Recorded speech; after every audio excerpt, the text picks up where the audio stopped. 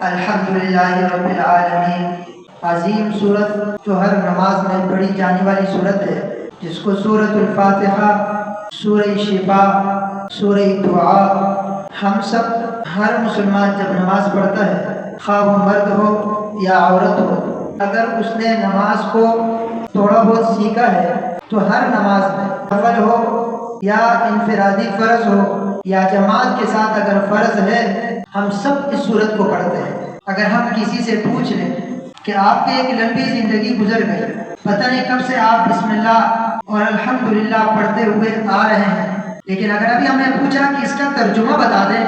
کہ اس کا مطلب کیا ہے، تو یقین جانیے ہمارے سامنے موجود لوگوں میں سے شاید بظاہر کوئی ایک دو بتا دے، باقی کسی کو بھی پتہ نہیں ہوگا کہ الحمد سے لے کر غیر المغضوب علیہم ولا الضالین تک اس ایک صورت کا ترجمہ مطلب مفہوم کیا ہے۔ اللہ کرے کہ پتہ ہو، لیکن البتہ اگر سب کو اس کا ترجمہ اور مطلب آتا ہے تو یہ حضرات پھر فائدے میں ہے، نہیں آتا تو نقصان۔ نہ آنا یہ بھی کوئی بڑا جرم نہیں ہے، بڑا جرم تو یہ ہے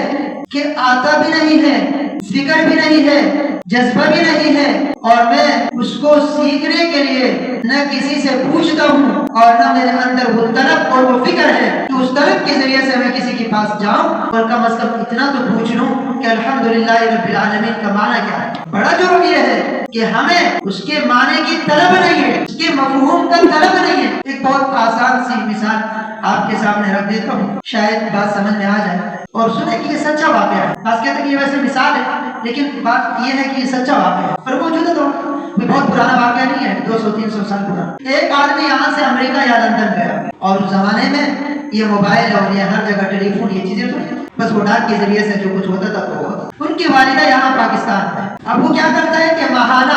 ماہانہ کوئی چیک لکھ لیتا ہے اور وہ ایک خط لفافے میں بند کر کے کبھی کسی کو دے دیا، کبھی مہینے میں، کبھی 2 مہینے میں، کبھی 3 مہینے میں، کبھی سال میں۔ وہ چیک اس ملک سے بھجواتا ہے اپنی والدہ کے نام پر، وہ لفافے میں بند کر کے کاغذ بھیجتا ہے۔ وہ لفافہ اور وہ کاغذ والدہ کے پاس پہنچتا ہے اور والدہ صاحبہ اس کو دیکھ کر تاکچے میں رکھ لیتی ہے، بہت پیار کرتی ہے، بہت محبت کرتی ہے کہ بیٹے کا بھیجا ہوا ایک کاغذ ہے۔ ہاں، اولاد سے بہت محبت کرتی ہے، اور اللہ نہ کرے اگر بیٹا سفر پہ ہو یا دنیا سے چلا جائے تو بیٹے کا پیچھے اگر گھڑی بھی ہے، پیچھے کوئی اور ایسی چیز ہے تو اس کو اٹھا کر کبھی کبھی چومتی بھی ہے، اس کو جو ہے نا پیار بھی کرتی ہے کہ یہ میرے بیٹے کا تھا۔ بڑی محبت سے وہ کاغذ صاف کر کے رکھ دیتی ہے، 1 نہیں، 2 نہیں، 3 نہیں، پتہ نہیں کتنے 10 ہے یار، اور بیچارے کو گھر میں خرچے کی ضرورت ہے، کبھی جاتی ہے ایک سے مانگتی ہے، کبھی جاتی ہے دوسرے سے مانگتی ہے، کبھی جاتی ہے فلانا سے مانگتی ہے، یہاں تک نوبت آئی ہے بیچارے کبھی کبھار سوال کرنے پر مانگنے پر مجبور ہوئی ہے، لیکن بیچارے کے پاس علم نہیں تھا، تعلیم نہیں تھی،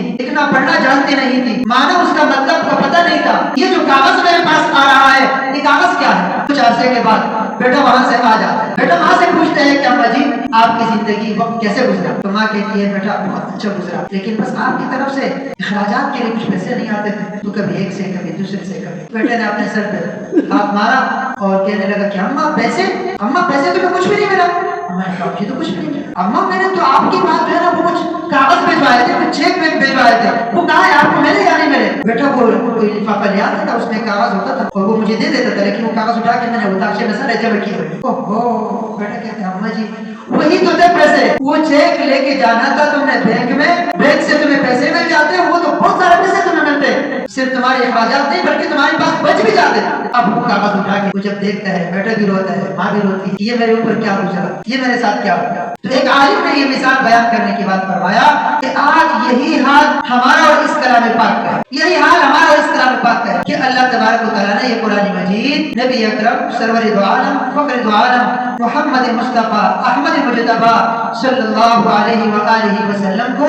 سیدنا جبرائیل علیہ السلام کے ذریعے سے عطا فرمایا، اور نبی کریم صلی اللہ علیہ وسلم یہ پیغام لے کر آئے اور یہ کتاب اپنی اس امت میں چھوڑ کر گئے ہیں۔ یہ ہمارے پاس موجود ہے یہ قرآن کریم، لیکن اس کی مثال بھی اس چیک کی ہے، اس ماں کی ہے جو صرف دیکھتی تو ہے اور اس کاغذ سے محبت تو کرتی ہے، لیکن اس کاغذ سے فائدہ نہیں اٹھاتی، اس کو پڑھنا نہیں آتا، اس کو سمجھ میں نہیں آتا، اس کو طریقہ معلوم نہیں ہے کہ وہ جا کر یہ چیک بینک میں لے جائے اور پڑھ کر اپنے پیسے وہاں سے وصول کرے۔ ایسے ہی آج ہم نے یہ قرآن کریم تاکچے میں سجائے ہے، کاروبار شروع کرتے وقت ہم اس کی قرآن خوانی کرواتے ہیں، گھر میں برکت کے لیے ہم اس کو رکھتے ہیں، دکان میں برکت کے لیے ہم اس کو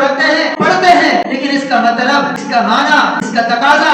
عملی اعتبار سے ہمیں اس قرآن کریم کو کچھ بدلنا کہ نبی اکرم صلی اللہ علیہ وسلم نے فرمایا یرفع اللہ بہذا الکتاب اقوام، اللہ تبارک و تعالیٰ نے اس کتاب کے ذریعے سے بہت ساری قوموں کو بلند کر دیا، وَيَضَعُ بِهِ آخَرِينَ، اور بہت ساری قوموں کو اسی کتاب کے چھوڑنے کی وجہ سے ان کو ذلیل اور خوار کر دیا۔ تاجر اپنی تجارت میں، ذمہ دار اپنی ذمہ داری میں، اپنی کھیتی باڑی میں اور اپنی زراعت میں، اور حکمران اپنی حکمرانی میں، اور صاحب عہدہ اپنے عہدے میں، ہر ایک نے جب اپنے شعبے میں اس کو زندہ کیا تو قومیں